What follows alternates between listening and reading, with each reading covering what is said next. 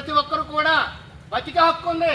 ఆ బ్రతకడానికే మనం ఆ బంజర్లు కొండలు గుట్టలు మనం ఆ నోటీసుకు సమాధానంగా తహసీల్దార్ గారికి ఇద్దాం. భవిష్యత్తులో బలవంతంగా ఇళ్లకెళ్ళి వాళ్ళు బలవంతం చేసి రైతుల్ని ఇబ్బంది పెట్టే పని చెయ్యొద్దని చెప్పి తహసీల్దార్ గారికి హెచ్చరిక తెలియజేస్తూ ఉన్నాం. అలాగే మనందరం ఐక్యంగా ఉందాం. చట్టంలో ఉన్నది ఆ భూమి బంజీరా గిరాయిత బీఫార్మా లేదా ఏమిటి అనేది సంబంధం లేకుండా అన్ని సమానమే. ఆ భూమి మీద బతికే హక్కు మనకుంది. ఇటువంటిది కాదు, ఇది పూర్తిగా చట్ట విరుద్ధమైనటువంటిది.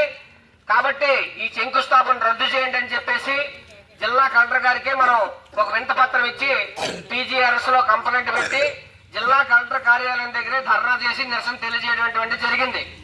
జిల్లా కలెక్టర్ గారు ఆ రోజు చెప్పింది ఏంటంటే, మేము శంకుస్థాపన అయితే చేస్తాం కానీ ఈ శంకుస్థాపన అనేటువంటిది ఆ రోజు ప్రభుత్వం అడావుడిగా చేయమంటే చేశాం. మా ఎమ్మెల్యే గారు పిలిచి ఎమ్మెల్యే గారు ఏదో అడావుడి చేయమంటే చేశాం తప్ప ఇది మీరు చెప్పినటువంటిది కరెక్టు. మేము రైతులందరితోనే కూర్చోబెట్టి మాట్లాడి నెగోషియేషన్ చేసుకొని రైతులకి ఎంత భూమి ఉంది, ఎంత భూమి పోతుంది, ఎన్ని చెట్లు పోతున్నాయి, ఎన్ని ఆ భూమిలో ఏటేటి ఉన్నాయి, ఆ ఎన్ని వివరాలు సేకరించి రైతులందరికీ నోటీసులు ఇచ్చి ఒక పేపర్ ప్రకటన ఇచ్చి వాళ్ళందరికీ నష్టం జరగకుండా ఈ ప్రాంత అభివృద్ధి కోసం ఇక్కడ MSME కంపెనీ పార్క్ అటువంటిది మేము కట్టబోతున్నాం అటువంటిది కలెక్టర్ గారు ఆ రోజు చెప్పారు. కానీ దానికి విరుద్ధంగా ఈరోజు ఇక్కడ జరుగుతూ ఉంది. అంటే ఎవరు చెప్తే ఈరోజు ఇక్కడ ఉన్నటువంటి అధికారులు చేస్తారని చెప్పేసి మేము ప్రశ్నిస్తా ఉన్నాం. ఇప్పుడు ఈ అవన్నీ కూడా పక్కన పెట్టేసి ఒక నెగోషియేషన్ లేదు, ఒక గ్రామ సభ లేదు, లేదంటే వాళ్ళందరితో మాట్లాడి కూర్చోబెట్టి వాళ్ళతో ఒప్పించినటువంటి పరిస్థితి లేదు. అవన్నీ లేకుండా తహసీల్దార్ గారు మేము APIC వాళ్ళు భూములు తీసుకుంటున్నారు, మీకు డబ్బు కేటాయించారు, MSME పార్క్ కోసం భూములు సేకరణ జరుగుతుంది కాబట్టి వెంటనే మీ బ్యాంక్ అకౌంట్ బుక్, మీ ఆధార్ కార్డు, మీ పాస్బుక్ 27వ తారీఖులోగా మీరు అర్జెంటుగా పట్టుకొచ్చి మాకు ఇచ్చేయండి అని ఒక నోటీస్ ఇచ్చారు. ఇది భారతదేశంలో ఎక్కడా కూడా చట్టబద్ధంగా జరిగినటువంటి కాదు, ఇది అడ్డగోలుగా జరిగింది. మీరు MSME కంపెనీ కోసం మీరు ఇక్కడ కడుతున్నట్టు ఎక్కడైనా ఓ పేపర్ నోటిఫికేషన్ కానీ, లేదంటే ఓ జిల్లా కలెక్టర్ గారు కానీ, లేదా ఒక RDO గారు కానీ, తహసీల్దార్ గారు కానీ, APIC వాళ్ళ భూసేకరణ జరుగుతున్నట్టు కానీ ఎక్కడైనా ఒక నోటిఫికేషన్ ఇచ్చారా అని చెప్పేసి మేము అడుగుతా ఉన్నాం.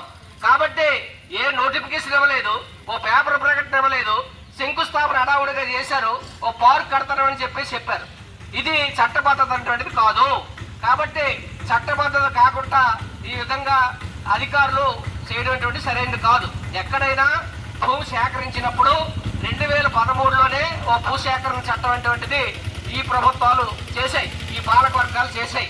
చేసినప్పుడు 2013 భూసేకరణ చట్టం ప్రకారం ఆ భూములు బంజరు భూములైనా జరాయితీ భూములైనా పట్టా ఉన్నా లేకపోయినా ఏ రైతైనా సరే 3 సంవత్సరాల భూమిలో ఉంటే వాడికి నష్టపరిహారం ఇచ్చి ఆ భూమిని తీసుకోవాలనేటువంటిది ఆ చట్టంలో ఉంది. ఆ చట్టం చేసేటువంటిది ఈ ప్రభుత్వాలు, ఈ అధికారులే చేశారు. మరి అధికారులు ఈ ప్రభుత్వం చట్టం చేసి మరి ఇప్పుడేమో ఆ చట్టాన్ని ఉల్లంఘించడం సరైందా అని చెప్పేసి మేము అడుగుతా ఉన్నాం. మరి రైతులు చిన్న గుడిసె వేసుకుంటే, ఓ పేదవాడు చిన్న పాక వేసుకుంటే పాక ప్రభుత్వ స్థలం ఇదని బలవంతంగా పీకేస్తారు. మేమేమో 100 ఏళ్ళు బట్టి ఆ భూమిని ఒడ్లు, వరకలు, చెట్లు, దెబ్బలు తీసి ఆ భూమిని సేద్యంలో తీసుకొచ్చి జీడి తోటలు వేసుకొని, మామిడి తోట వేసుకొని, లేదంటే అందులో కాయగూరలు పండించుకొని ఉపాధి పొందుతుంటే అటువంటి భూములు ప్రభుత్వ భూములు ఇయ్యి, మీకు పట్టా ఇచ్చినప్పుడే మేము దీని వెనకాతలు రాశాం, మేము ఈ భూమి తీసేసుకుంటాం అని అంటే ఇన్నేళ్ళు ఆ భూమి కాపలాదారుడు ఎవరు, హక్కుదారుడు ఎవరు, దానికి పట్టా ఎవరు ఇచ్చారు, పట్టా ఎవరు పొందారు, వీళ్ళందరూ ఆ భూమి మీద బతుకుతున్నటువంటి రైతులు ఏమైపోతారు, ఆ రైతు మీద ఆధారపడేటువంటి కూలీలు, వృత్తిదారులు వీళ్ళు ఏమైపోతారు, ఈ అన్నిటికీ పరిష్కారం ఆ చట్టంలో ఉంది. మరి ఇవన్నీ పక్కన పెట్టేసి మీరు అడ్డగోలుగా వ్యవహారం చేస్తే ఇది సరైందా అని చెప్పేసి మేము అడుగుతా ఉన్నాం. కోర్టులు లేవా, న్యాయస్థానాలు లేవా, లేకపోతే ఇంతకన్నా పై అధికారులు, పై ఆఫీసర్లు లేరా? మీరు నోటీస్ ఇచ్చి బలవంతంగా కొంతమంది దగ్గర ఆధార్ కార్డులు, రేషన్ కార్డులు లేదా బ్యాంక్ అకౌంట్ బలవంతంగా తీసేసుకుంటుంటే చూస్తూ ఊరుకుంటాయి. కాబట్టి రెవెన్యూ అధికారులు పునఃపరిశీలన చేయండి. మీకు చెప్తున్నటువంటి ప్రభుత్వం, పాలక వర్గాలు ఏదైతే చెప్పాయో వాళ్ళ మాటలు ఆలకించకండి.